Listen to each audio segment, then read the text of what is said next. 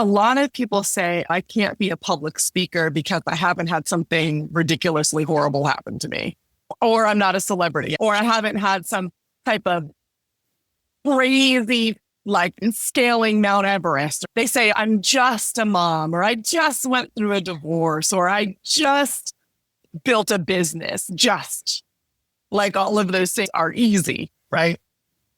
But the difference between someone who is just like, oh, I'm going to talk about divorce and how it helped me build resilience, and the person who does that and gets booked over and over again is using story structures and clarity within the story structure to create that emotional connection. It is incredibly moving and powerful to hear about some incredibly capital T trauma thing that happened to someone. I've been moved by my students telling their stories about themselves falling off their bikes.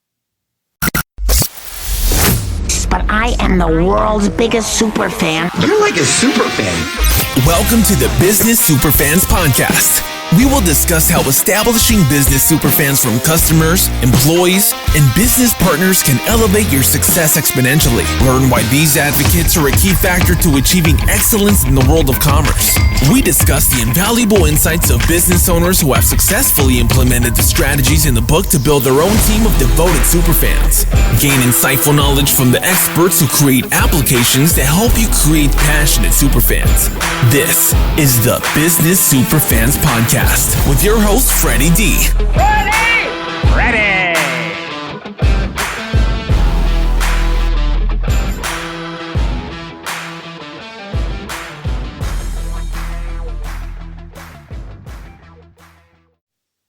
In this episode, we're igniting the mic with a true powerhouse in purpose-driven storytelling and transformative leader. Aleya Harris is the spark for your spark, a strategic storytelling consultant, best-selling author, award-winning speaker, and the unstoppable CEO of the Evolution Collective.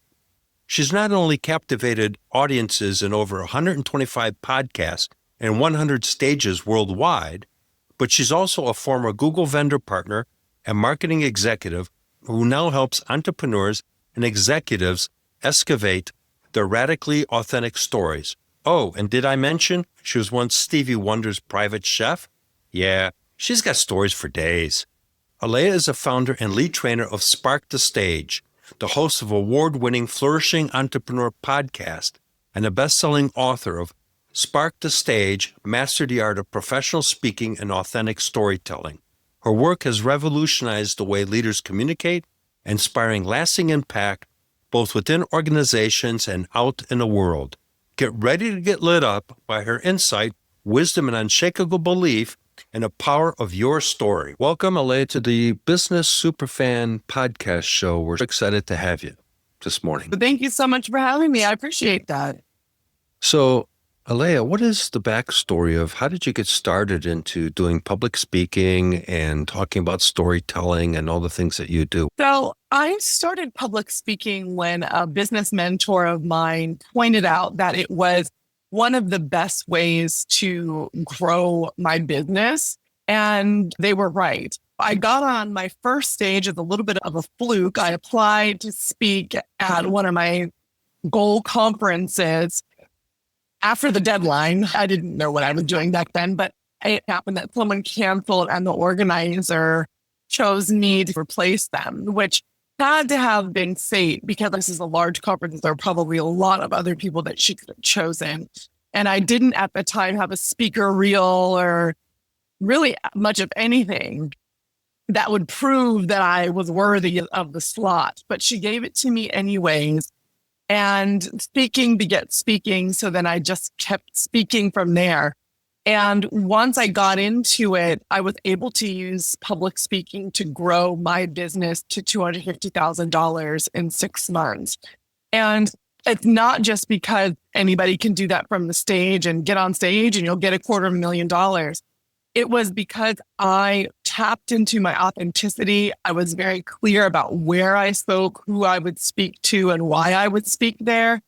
And I also understood the power of connecting with human beings because people do business with other humans, not with screens and websites. So public speaking is one of the very few ways where you get to transmit your message to a lot of people at once and still make that human connection. Yeah, I've done some public speaking myself, a few instances years ago, and I've actually got paid too. It was fun. It was an experience, and it was engaging to communicate with the audience and share your story and see the transformation when you're driving points home. You can see people's expressions going, oh yeah, I should be doing that. And that's what gives you the energy to keep going. I've been looking to get back into doing that because I did have a lot of fun, and my now wife says that I come alive when I'm actually speaking on stuff that I really care about, and you do the same thing. I definitely do. And shameless plug, Freddie D, if you need some help getting on that stage, I happen to have a program that's called Spark the Stage that can help you do just that. That's to you, Freddie D, and all of your listeners out there in podcast land.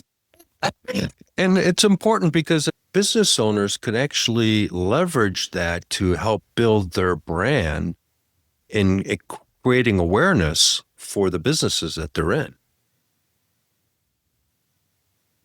I mean, that's the main reason to speak. So people can become public speakers, make revenue from speaking. And that's wonderful. And I do make quite a bit of revenue from speaking.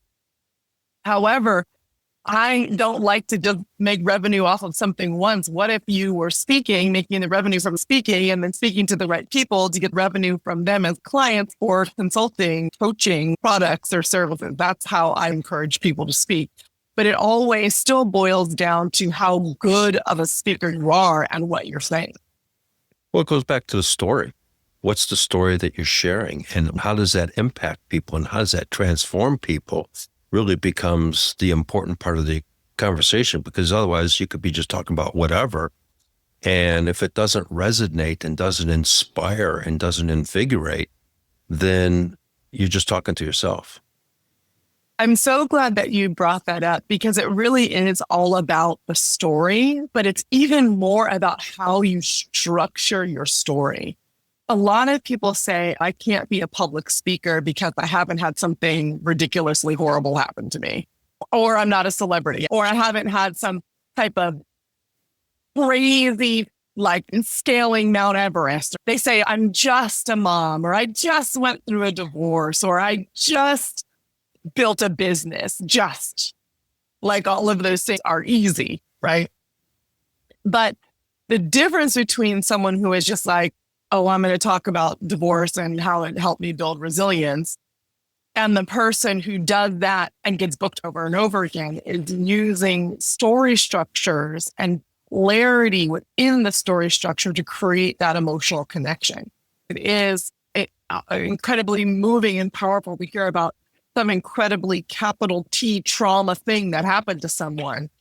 I've been moved by my students telling their stories about themselves falling off their bikes and what that did for their identity and sense of self. I've equally cried at people talking about their relationship with their parents, not because there's been some capital T trauma there, but because they had a story structure that made it easy for my brain to follow and easy for me to pull down and distill the common human lesson, the common emotions within the story, and then apply it to my own life.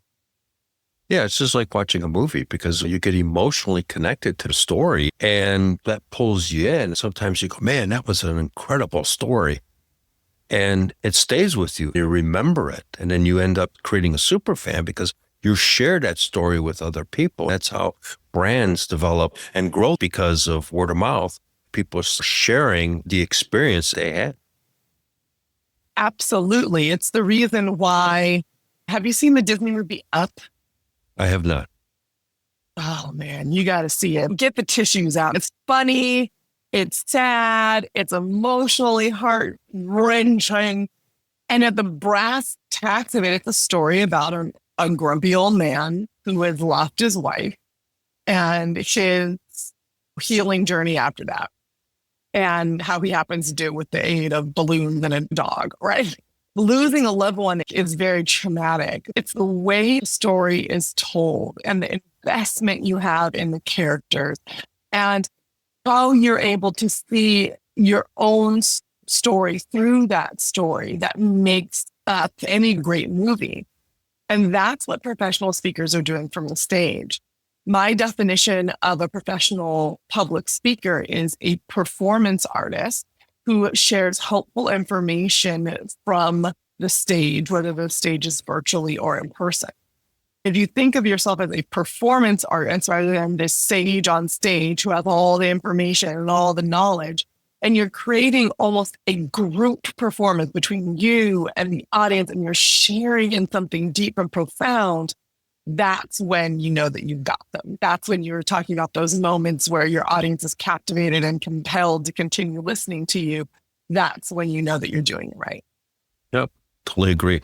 I remember those feelings. You can see it on their faces that they're emotionally getting connected to that. And that plays into the business world as well, because you need to develop the story in your company for your team to be on the same page. The culture you create in a company is all about the energy that you're creating and the story that you're sharing to develop your brand and everything else.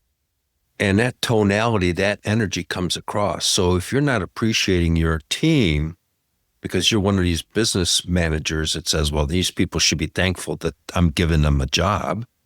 And we've all run into those type of individuals. And then they wonder why their businesses can't scale, while their people are leaving their companies and everything else. Maybe you should look in the mirror, but that's another conversation. The reality is that comes across. A prospective customer calls in and someone goes, yeah, hi, how can we help you?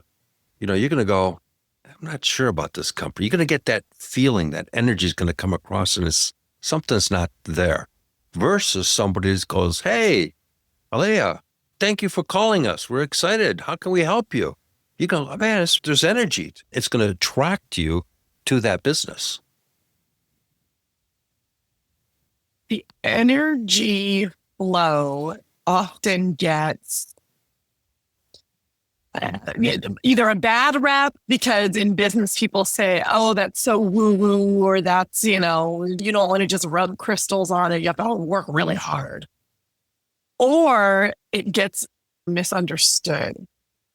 When energy is flowing between you and whatever your source of that energy is and out to the audience, it takes the pressure off that you have to be and know everything for yourself and everyone, and every word has to be perfect. Every slide has to be perfect, and every movement on stage has to be perfect. And it opens you up to a stream of energy, a stream of flow, a stream of consciousness that allows you to know that whatever happens in that room is exactly what needs to happen. I purposely keep my slides when I give presentations. Slides are not the reason why people are there to see me. They're not there to read slides. They're there to have an experience. They're there to have someone help facilitate their own transformation.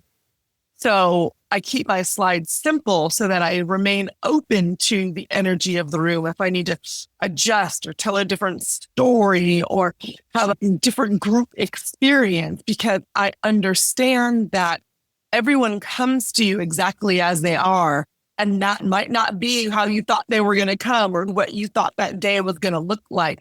But if you tapped into that energy of connection, the energy of humanity, the energy of your radically authentic self, then you will always say the right thing every time and help transform at least one person in that audience. And you talk about building thriving cultures. So let's talk about that a little bit. So I am a public speaker, yes, but at the core of me, what brings everything together for me is I'm a strategic storytelling consultant. I love stories. I love story structures. It's more about the power that stories have over ourselves, over our connection, over our community, and over our culture.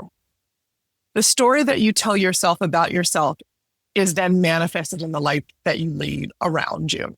You tell yourself you're broke. You tell yourself you're not good enough. You're not smart enough. Well, then you look around. You're not going to have a lot of money. You're probably going to have some health issues. You probably are not going to be happy in your life because of a story that you're telling yourself. When you're able to change that story and embed it into yourself, then you will start to experience different results. That's the same when it comes to corporate culture. Corporate cultures develop whether we like it or not. They develop unintentionally and accidentally until you intentionally decide the type of corporate story you would like to develop. With that in mind, you have to take the jargon out and realize that corporate culture is just a bunch of individual, fallible, broken people in a room trying to make money by selling a product or service. And the relationship that they are building between each other creates this culture. Yep.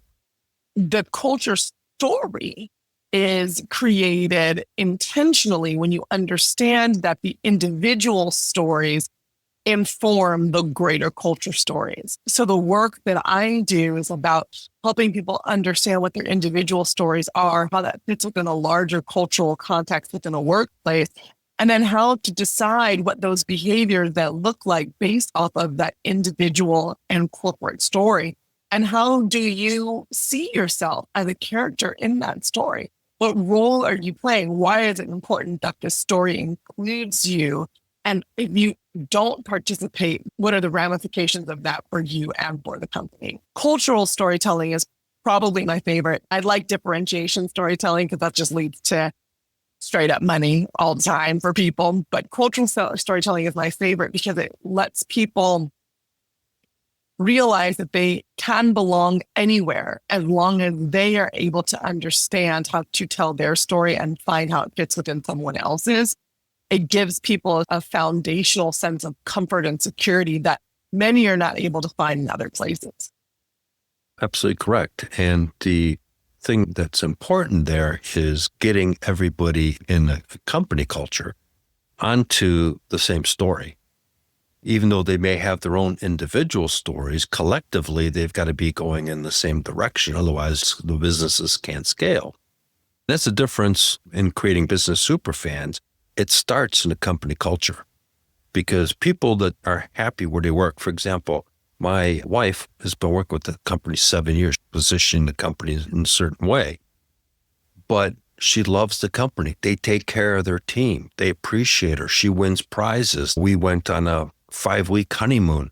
The company picked up 4 weeks of that and paid for her, which is unheard of in American businesses.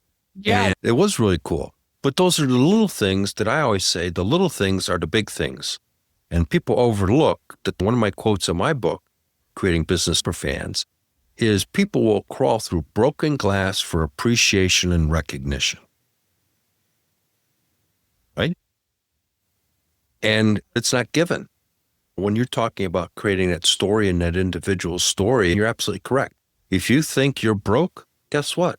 You're going to be broke because you're going to manifest that. And if you think you're successful and you're a rock star and everything else, guess what? You're going to manifest that because your subconscious doesn't know any different. It delivers what you tell it to deliver, right? Absolutely. I always say, because people will say, oh, that's not true. I think I'm rich, but I look around and I have no money. And I tell people that the angels answer the prayers that you pray within the back of your head, not out of your mouth. Might say all of these things, all big and bold, but in the back of your head, you're not really believing it, or you're not really living it. Like a simple example is, say that there is a piece of clothing you want to buy, a dress or a blazer or something. And you can always tell what prayer you're really praying when you look at the thing and you say, oh, I love it. And then the next sentence that comes after that. I love it. I don't have the money in my bank account, but I'm going to get that dress. That's someone who has an abundance mentality, a growth mentality, possibility mentality. Versus, I see that dress, oh, I can't afford that. I'm broke. Must be nice to wear that dress. That's someone who is going to struggle with financial abundance because the true story you're telling yourself is what happens in the back of your head. Absolutely. Yes. Absolutely. I'll share a story. When I got divorced, I would go to the Mercedes dealership and I sit in a 500 SL. The guy or the gal would come along and I'm just looking at the car. In my mind, I was manifesting, this is my car. I got to know that car. And guess what?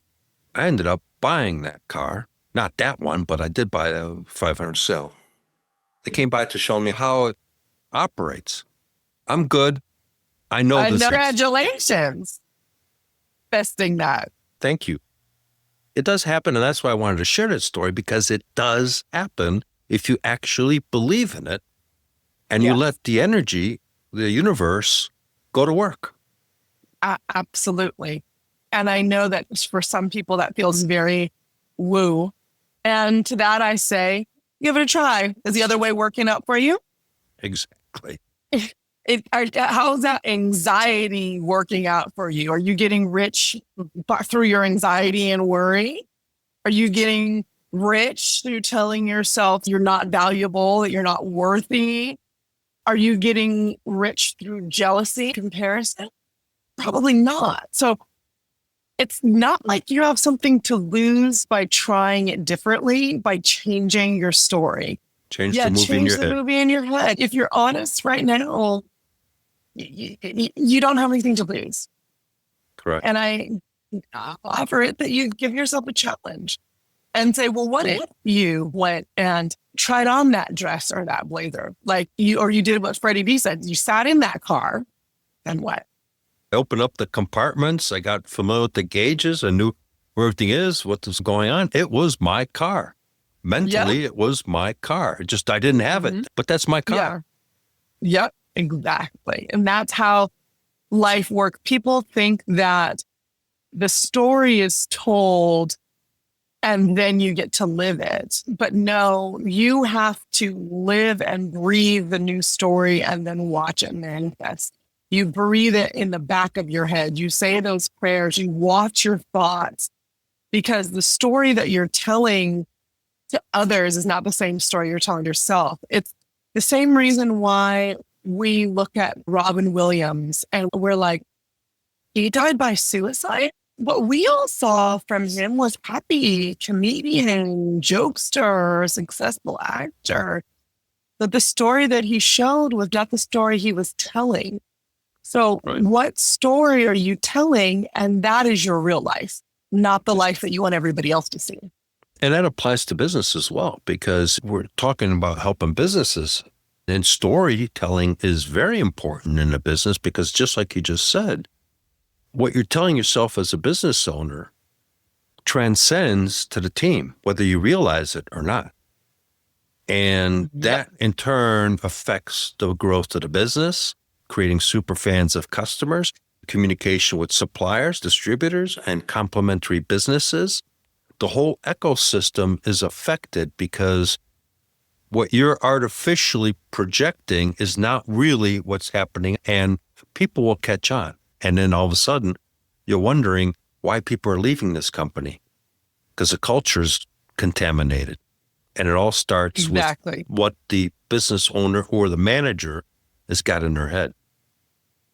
Yep, exactly. Your head and whatever you have in your head severely and sincerely impacts the amount of money you have in your bank account. What you think about you and what you think about yourself is what your business will experience. And there's just no other way around it. No. That's storytelling in action. You look at some of the great brands that are out there. People love working for those companies. People line up to buy those products. You look at Apple, there's a cult following for Apple. People, it's not about the gadget, it's the story that the gadget creates. Absolutely. It is the story that the gadget creates. And whether the gadget is an actual gadget or whether it is a gadget that ends up being your service, your consulting, or whatever, the story is the most important.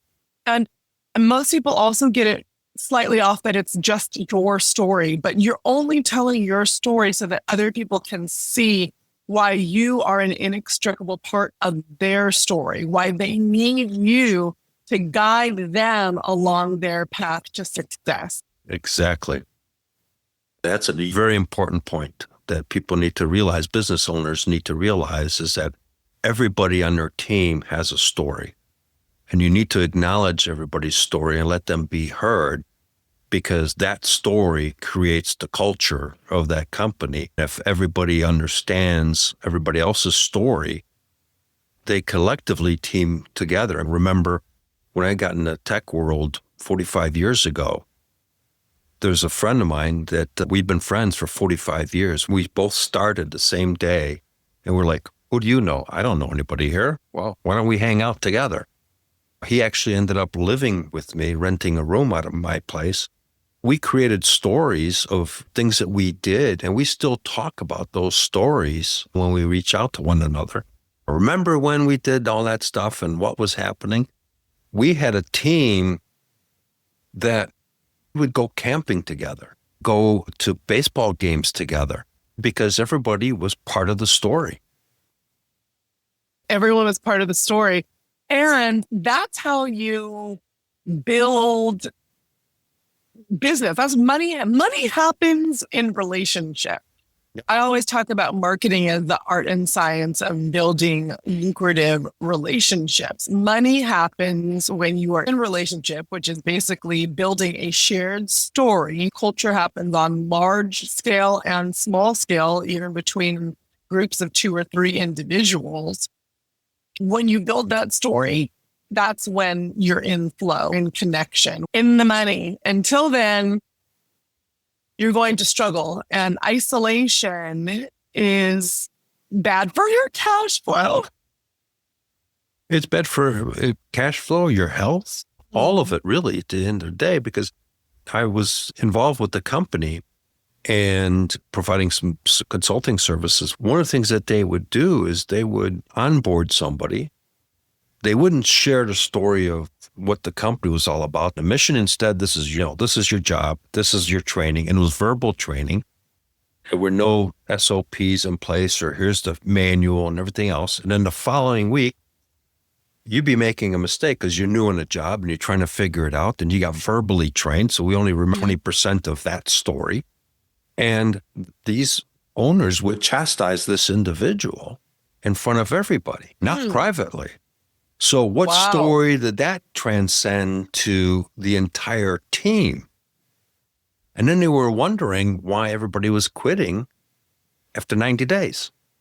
Because you can only handle so much of the negativity. People were starting to come up, says, I can't stay here anymore because I'm feeling not worthy myself.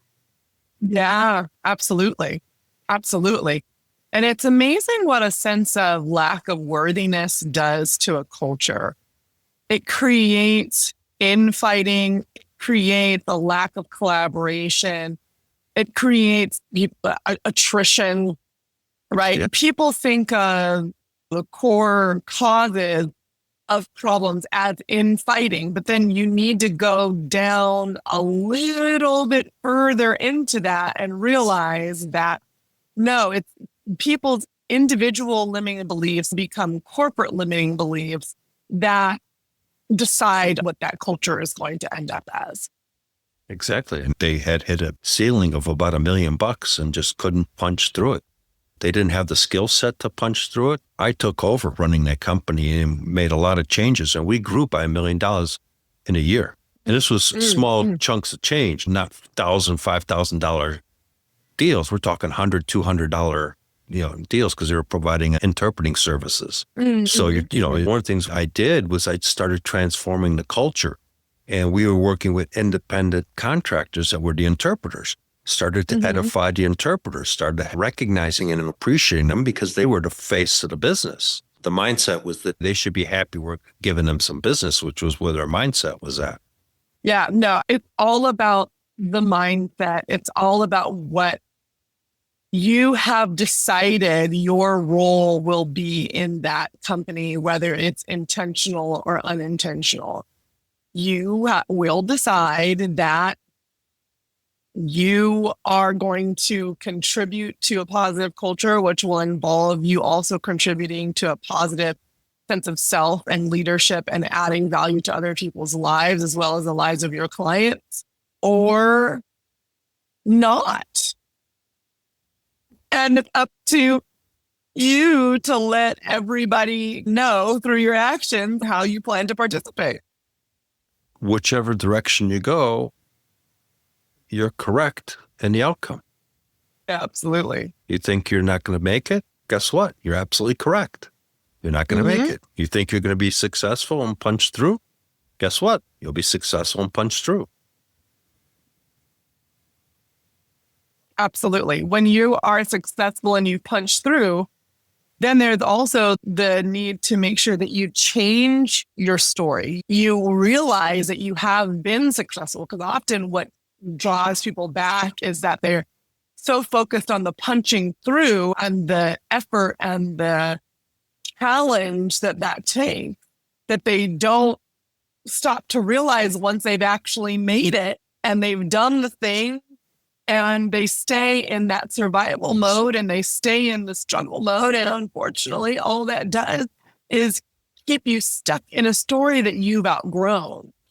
And that happens to a lot of companies that have their founders still heavily involved, and they're not willing to let go and to help them see the next level and the next stage of growth, because they're stuck on, oh, well, we got to be scrappy. We're just this little company. Well, no, you're not little company anymore. You've grown, you developed, you explored what it means to be successful, and you've made it. Now tell that story and act like it. There's, of course, always other challenges, but if you stay stuck in a story that no longer resonates with you, your company will get stuck as well. You'll manifest the reality of where you're thinking. Because you bring up a great point here, Aleya, and that is that businesses need to change their story as they evolve and as they grow. Because like you said, if you maintain that same story, you hit the ceiling. And at that point in time, you're stuck because you can't get yourself out of your own way. Absolutely. And then you're frustrated because it's not like you sit there and tell yourself, you know what I want to do? Stay stuck in this story today. No one said that, but you are frustrated because it's often where you are, what you're doing and how stuck you are. You can't see your way forward. And it often is a lot simpler of a response. You need to understand where you are, understand your growth, take credit for your growth and move forward, experience your success and your challenges without staying stuck in the past. Because otherwise, I've seen businesses slide backwards. Oh, yeah, most definitely. How could you not? Right. You can't pivot. You can't adjust. Your competition is trumping you on a multitude of different aspects. And if you're stuck and can't pivot and can't change the movie in your head, eventually people are going to get tired of the scenario and you're going to start losing your team, and now you can't handle the workflow. It's a slope that you start sliding completely backwards. I've seen it happen. Yep, absolutely. Have you ever seen it reverse itself? And if so, I'm very curious to know how. The only time I've ever seen it flip back is someone else came in and took over the reins. And they had a different mindset. They were telling a different story. You look at it from a sales manager perspective, and that's where I've seen it, where you've had a sales manager leader that was more of a drill sergeant kind of approach, not really empowering their team, but this is the way we're doing it, and that's what you need to do, and your numbers aren't there, and blah, blah, blah. Sure. And the team just isn't performing. Sales are going this way. And you get a replaced manager, someone that's empowering, someone that is edifying their team and not telling people what to do. A successful manager, in my mind, and fortunately I got some training on this, your job is to make your people successful. And if you make your people successful, you don't have to worry about yourself. They'll take care of you, right? Absolutely. So help them create their own stories of success, and yours will automatically manifest. Absolutely. That's very interesting that you brought that up, because often people think, what is the legacy I'm leaving behind? What is this ultimate story? I believe that the wisest people realize that their ultimate story and the legacy they leave behind is actually the stories of others and how they help them move forward and tell a story over a period of time that was beneficial for themselves and for the world at large. When you start helping other people achieve their goals and aspirations, magic happens, because they transcend to a whole other level and they pull you up, and then you become their champion. They become super fans of you. I've had some managers that I'm still in awe of their management skills, because they would come in when we would be working late on preparing technology over a presentation. They would show up late at night and say, hey, appreciate you guys being here. They would take the time out of their evening to come in. And we were like, wow, this person cares about what we do. And that person created to the point where we were super fans of that manager. And he helped implant a story into our heads that we were worthy, we were appreciated, and he cared about us. We would do anything for that guy. Yeah. And that is someone who understood his role in your story. He understood that he was the guide. You were the heroes in the story. You guys were going on your own hero's journey. He also understood the collective power of people going on similar hero's journeys at once, looking towards the same guide. That is called leadership. That's called vision. That's called success. When someone can get you moving in that same direction and gratefully walking in that way. I still remember, and I've shared that many times, because that person had an impact on us. It changed my outlook on how to handle and work with people. I became a very successful salesperson because I was no longer selling a product. I was helping a business scale their business and take it to the next level. We would get into conversations about strategy. What's their story and how can I help them achieve their story? And my job was to help them manifest their story. I was top sales guy in the company because I made my customers successful. Yep, exactly. It sounds like you really got it. You really understand exactly what it takes. Been around a little bit, so thank you. As we kind of get closer to the end here, what's a takeaway that we can share with our listeners that they can really do to help change the story in their head? You have to be okay with doing the work. You have to be okay with not being correct. You have to be okay with facing up to yourself and to the shadowy places where it feels uncomfortable. You have to be honest with yourself on what your strengths are, where your pain comes from. You don't have to do it alone. You can do it with a therapist. You can do it with a coach. You can do it inside of my Spark the Stage program if you're wanting to be a professional speaker. You can also do it with a group of friends on the same journey.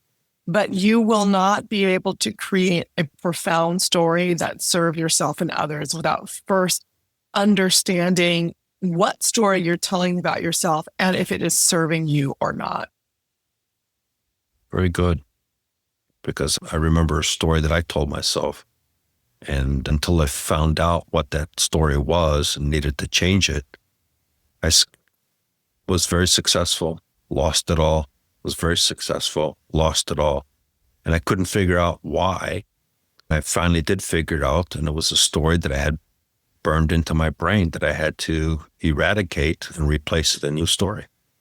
And as soon as you do that and keep diligently doing it, because this is not a one-time thing, this is a constant story creation, storytelling, story retelling, story eliminating constantly. But once you're able to do that, you will experience long-term sustainable success.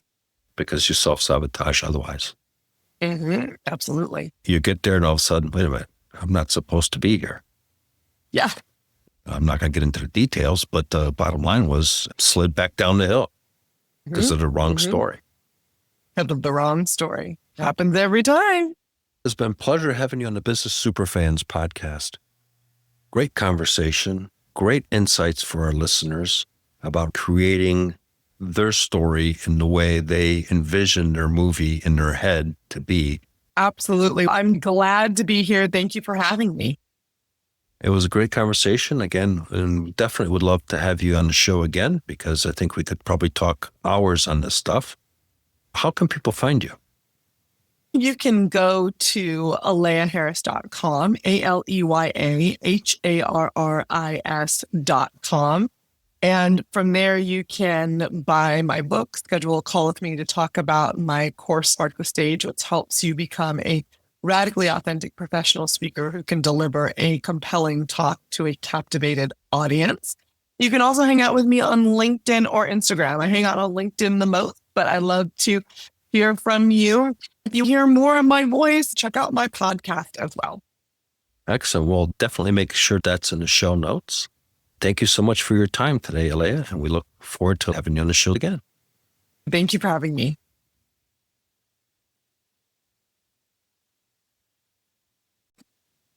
Hey, Superfan Superstar, Freddie D here.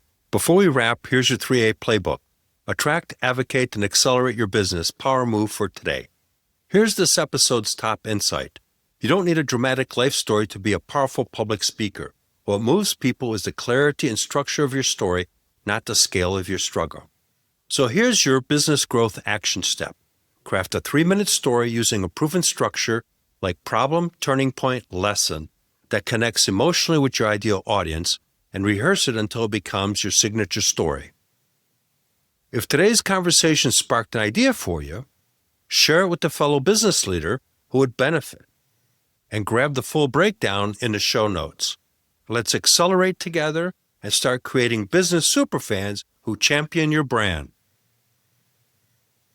Thank you for joining us for another episode of the Business Superfans podcast. If you found today's conversation valuable, don't forget to hit that subscribe button, leave us a review, and share this episode with someone who could use these powerful insights to level up their business. Remember, creating business superfans isn't just about your customers. It's about fostering genuine, impactful connections across your entire business ecosystem.